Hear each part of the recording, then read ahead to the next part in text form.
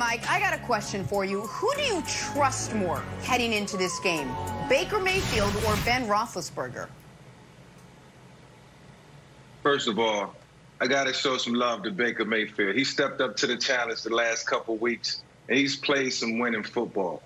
But in this game, I trust Big Ben a lot more than I trust Baker Mayfield. For one, he got 7,000 more snaps than Baker. And two, the Pittsburgh Steelers look at this game as a rivalry game, and they get up for the Cleveland Browns. You know, for the outside world who don't know anything about this little rivalry that takes place in the AFC North.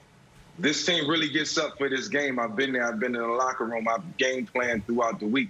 And for Ben, you know, it's for him, it's been like, you know, a kid being on punishment and looking out and seeing your friends running up and down the block and having a good time, and you can't go outside. And now he's been taken off of punishment. He's back out there with his friends having a good time playing ball. And he's really enjoying the game of football now, and it's showing. And, you know, spoke to Ben over the summer. He's just ecstatic to get back to playing ball and being out there and developing some young receivers and some young talent and a defense that's just a bullish defense that can do anything to the opposition. So I respect what Baker Mayfield has done and the Cleveland Browns as a whole, but I really trust Ben Roethlisberger being able to get it done in this AFC North matchup. Mike, what did you say about that defense? Did you say bullish? It's bullish. You said bullish, right? Okay, yes, okay. So I wrote some notes down. On my flight back from New York this week, I wrote some notes down because Nick thinks that I like the Steelers and I picked them to make the Super Bowl because I'm from Pittsburgh. You did. East Liberty, Larmer Avenue. That's what he thinks. So let me read my notes so you understand why I believe in this team so much. And you talked about bullish. Similar identity as years past. Heavy blitz. Win with the front seven. Zone coverage. The front seven is awesome. Watt and Dupree really stout. They can stop any run game. What does the Cleveland Browns do well? Oh, they run the ball. These guys will stop that. You also look at the interior combo between Hayward and Tuitt. They're as good as any combo in the NFL right now. They blitz. They create one-on-one matchups. This is going to be a nightmare for the Cleveland Browns, a hot Cleveland Browns because of that front seven. This front seven reminds you back of those Steelers in the 90s. They're playing really good ball right now. They're playing together. And for that reason, I'm going with Big Ben. Not because Baker Mayfield, what he can or can't do, or Big Ben, what he can or can't do, but that front seven is going to present a lot of problems for a lot of people in that Cleveland Browns offense. It's the best front seven in football, and it's not even close. I don't dispute that, Brandon. I do question how good the Steelers' offense can be and Big Ben can be against legitimate competition. The Browns have 4 wins this year. Every other team the Steelers have played this year combined have 3 wins. So to say this will be the Steelers' toughest game of the season is a massive understatement. This will be their toughest game of the season by a factor of 10. And I want to see how this offense looks against Myles Garrett. I want to see how this offense looks against Olivier Vernon and against a pretty good Browns front seven themselves. Not what the Steelers have on the front seven, but a pretty good Steelers front seven. Now, Jenna, to answer your question, which quarterback do I trust more? Baker Mayfield has not yet earned anybody's trust. You can't have 1 good year, 1 bad year, and then 5 games of a good year and say, okay, we fully trust you. But I would argue Big Ben had been, prior to his injury, chipping away at the trust he had earned over his first ballot Hall of Fame career, leading the NFL in touchdowns over the 3 years combined prior to sorry, not in touchdowns, leading the NFL in interceptions over the 3 years leading up to his injury. Now, this year he has played very well despite not being able to connect on deep passes. But this is going to be his toughest test yet.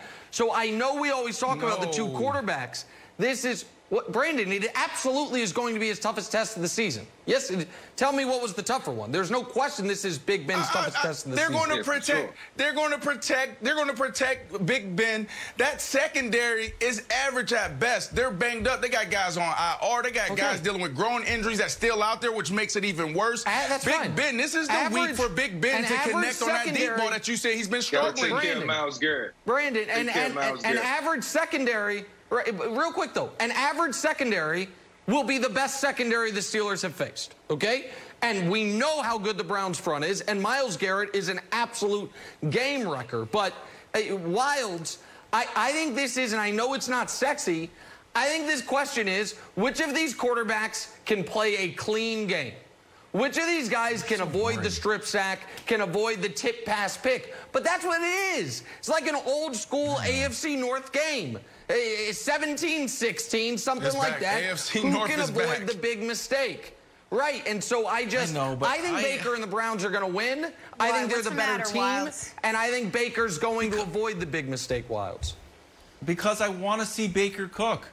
I seen Kevin Stefanski letting Jarvis Landry throw the ball all over the field, and Odell gets to throw the ball. Can we let Baker throw the ball? Mike, there's 24 quarterbacks that have thrown for 1,000 yards this year, and Baker's not one of them. So I'm going to ask the question to you, Mike. And I know that it's winning football, and, we were going to be in the trenches, the classic AFC North. Tell me what you want Baker, if the Browns win, what do you want Baker Mayfield's stat line to look like? Well, I'll say this. I don't want to see him putting the ball in the air 40 times. I don't want to see that. And right before you ask me this question, I'm thinking, what are the keys to victory for the Cleveland Browns? The keys to victory in this game is going to be establish the run game. Use Kareem Hunt. Use him effectively. Use him correctly in the right situations and play action off of the run game. That's the best chance that they have.